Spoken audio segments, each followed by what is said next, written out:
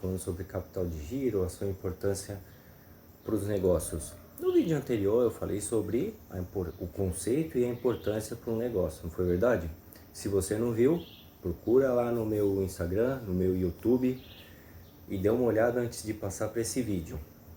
Porém, se você aí já tem um bom conhecimento, né, do conceito de capital de giro, já sabe a sua importância, bora seguir para esse vídeo e que eu vou falar mais sobre quais as fontes de capital de giro empresarial. Bom, quais são as fontes de um capital de giro empresarial? Existem três fontes básicas de capital de giro, que são o capital próprio, né, que parte do dinheiro dos sócios e é usado aí para você fazer a aquisição de equipamentos, de imóveis, etc. E a outra parte é composta para a formação do caixa, do capital de giro. Temos o capital financeiro de terceiros, né, onde existem empresas aí que tomam empréstimo de curto prazo para financiar suas operações, ou então elas descontam títulos em fundos de fomento. Dessa forma, elas usam aí capital de terceiros para poder fazer girar o seu caixa. Temos também o terceiro e último, que é o capital operacional de terceiros. Existem empresas que conseguem trabalhar com um prazo de pagamento muito superiores ao de recebimento.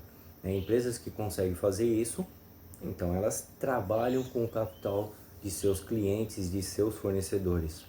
As duas primeiras fontes de capital de giro são chamadas fontes onerosas, ou seja, geram custos financeiros para a empresa. No caso do capital de terceiros, o custo é a tarifa cobrada em função de juros. Já no caso do capital próprio, o preço pago é o custo da oportunidade relativo aí ao montante. Quando a empresa consegue obter capital por uma terceira via, não há custos financeiros envolvidos, já que ela aí dispõe aí de um excesso de caixa para poder girar. Contudo, os empresários precisam avaliar se o alongamento dos prazos não está provocando um aumento do preço aí praticados por seus fornecedores. Também deve-se verificar se os recebimentos à vista não estão sendo obtidos ao custo de grandes descontos. E quais são os processos, os custos e investimentos que envolvem um capital de giro?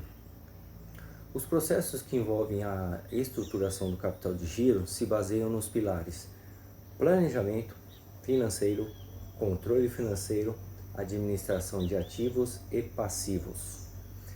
Enquanto o planejamento financeiro ele visa evidenciar as necessidades do crescimento, somado a identificar e se resguardar de futuras dificuldades, o controle financeiro é responsável por fazer a análise e correção de desvios entre o que foi previsto, planejado, e o que realmente está se realizando ou se realizou.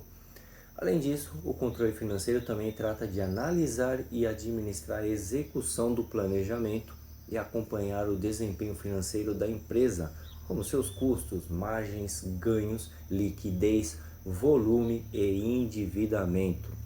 A administração dos ativos, por sua vez, pretende garantir a melhor estrutura de riscos e retorno dos investimentos e otimizar a gestão do capital de giro. Já a administração dos passivos lida com gerenciamento, financiamento e com a estrutura de capital. A administração do capital de giro baseia-se na aliança entre o orçamento de capital, ativo, e financiamentos, passivo. A relação deve ser apurada e observada constantemente, visto que o cuidado com o capital de giro é um passo importantíssimo para a manutenção da saúde financeira e também da operação, porque um influencia no outro. Os custos. Com relação aos custos, o empresário pode recorrer a dois tipos de recursos. O recurso de terceiros, que incide em custos de captação, e os recursos próprios, que incorrem em custos de capital próprio e de oportunidade. Os custos de captação consistem, na maioria das vezes, em empréstimos para financiar as atividades da empresa a partir de capital de terceiros. Para isso, é essencial analisar as taxas cobradas e os prazos de pagamento. Os custos de capital próprio, por sua vez, são aqueles associados ao patrimônio líquido, uma vez que eles são provenientes da própria empresa, do proprietário. A média ponderada entre os dois custos de capital de terceiros e o capital próprio, aí a gente denomina de custo médio ponderado do capital, o famoso CPMC. A partir da captação de recursos, seja ela por meio de capital próprio ou de terceiros, o gestor, o dono do negócio, pode organizar as finanças da empresa e partir aí para o desenvolvimento do ciclo financeiro, tendo em vista a realização de investimentos. Isso porque o capital de giro não deve ser maior do que o necessário. Por quê? Porque dinheiro parado implica em perda de dinheiro.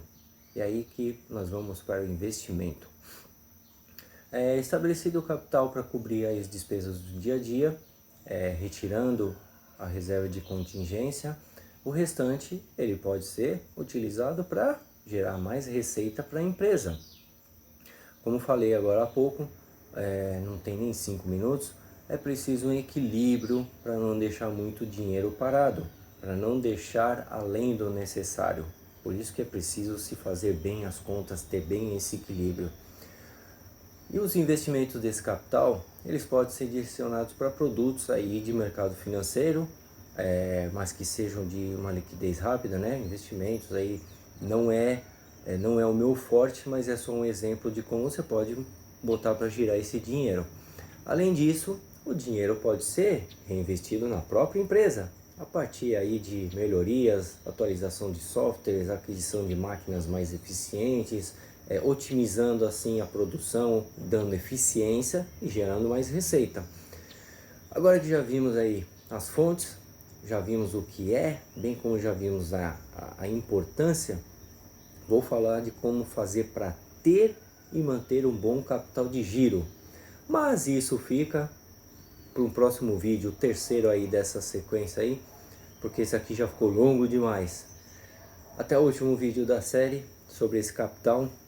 Um abraço, fui!